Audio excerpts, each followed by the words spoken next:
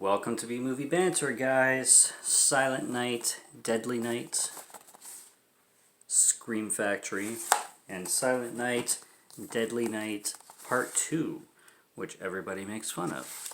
Both from Scream Factory, really great releases. These are loaded with special features. I mean, you got new special features including audio commentaries and interviews with some of the cast and crew members. You got Sleigh Bells Ring and Sleigh Bells Ring Again, which is basically a featurette slash documentary going through, the nitty gritty of the films. You got them on both. You got, Sleigh Bells Ring and Sleigh Bells Rings Again. And then interviews with, makeup directors, all new that have never been featured before. So if you're looking for some Christmas horror films, these are definitely two to pick up. But starting with Silent Night, Deadly Night, the original one, it's slasher territory, and I love it. And I love it even more because of how much controversy it caused when it was released. The quotes, I just love hearing reviews from 1984 on how terrible it was and how disgraceful it was, turning Santa Claus into a villain. And clearly it's an adult movie. I mean, it's rated R. You see it right in the back. Children are not going to be going to see this film, but it's like, what an outrage. Like, how do you turn such a innocent figure of Christmas and make him evil? It's like, because it's a movie and because it's a good idea, I guess. I mean, I'm not saying that the film is lighthearted or anything. This is a very mean-spirited film. But, I mean, it's a slasher movie. And it's a slasher movie that deals with Santa Claus and the holidays. And it starts off with this robber, basically, this psychopath criminal, robbing a store in a Santa Claus suit, and then he tries to rob a car from this unfortunate couple who have two kids with them, and he ends up, brutally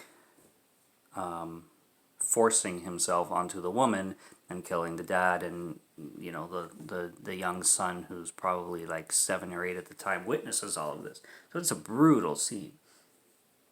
And he grows up to have severe PTSD to the point where anything that resembles Santa Claus and anything that resembles somebody forcing themselves sexually onto somebody else really triggers him. And his PTSD is severe to the point where he does one day snap by having a job, and they ask him to dress as Santa Claus and pretend to be Santa Claus, as well as him witnessing a fellow employee force themselves onto somebody, and then that's what triggers his brain, and he just turns into a complete psychotic maniac and goes on a killing spree. The sledding scene with the sledding decapitation, so good. And I love, he's always with the whole punish and naughty, and the kills are really unique in this film. They go for not 100% seriousness. A lot of it is goofy, and a lot of it is self-aware, and I like that, but it still sticks to slasher territory 101. I love the kill that involves the moose head on the wall. Too good for words. But yeah, he just basically goes on a killing spree, and it's Killer Santa Claus. Silent Night, Deadly Night 2 is the running joke because literally half of the film is just flashbacks to the first film. So you half of this movie you've already seen if you've watched the first film. And a lot of people make fun of it for that. And I think they definitely do it too much, because it's we don't need that much, lure. Anybody who's seeing part 2 probably has seen part 1 already. So you can do some flashbacks for 5 minutes, but don't make it 45 minutes. We don't need 45 minutes of flashback, and then the rest of the 35 to 40 minute runtime is the actual new movie.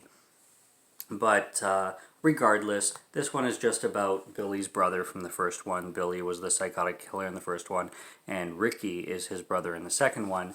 And he's basically in therapy because he is also emotionally scarred from growing up with his brother in an orphanage, and he was just a little baby at the time, so he didn't really witness it, but he witnessed his brother, and that's what made him go into PTSD mode. And it's still a lot of fun because there's a lot of kills in this one too. I'm just gonna say the umbrella kill. The umbrella kill is amazing. He plays his craziness really well too, but the whole the first half is just kind of a little bit of a bore if you've watched the first film already. You could just watch this one and you basically will be caught up with the first film, not entirely, but you'll be caught up with enough of it where you know what's going on. I still suggest watching them both together, but that's what everybody hates about this film is that the first half is basically the first film in clips. So it is what it is. But as a double feature, they're so good. They're so good. Geez, I think I mentioned all my favorite kills already. Yeah. Oh, the sex scenes. So many of them. So many of them. Totally unnecessary. You got sex galore in both of them. You got people, doing it. I don't know what I can say on YouTube anymore without getting, demonetized. I don't want to risk that, but, you know. You know what? Fuck it. People are fucking in these films like crazy. Whatever. I need to get bigger before I start worrying about saying fuck on YouTube. But yeah, there. He knows when you've been naughty, right? And the nightmare is about to begin again, and it's great. So, perfect horror, Christmas horror films, and I highly recommend them both. And they're a lot of fun. I mean, they're 80s cheese. They're B movies. That's why I'm doing a B movie banter on them, because there's no other way around it. They're full B movies, and they're a lot of fun. So if you double feature these guys, around the holidays, and if you can stomach it, because there is a lot of scenes that are brutal and as you can say, mean spirited. If you're okay with that, horror fans, go check it out if you haven't already. They're so, so good. Until next time, this is B Movie Banter. I am Morgan Film Fan. Follow Morgan Film Fan if you like my reviews and if you like listening to my voice. And until next time, cheers.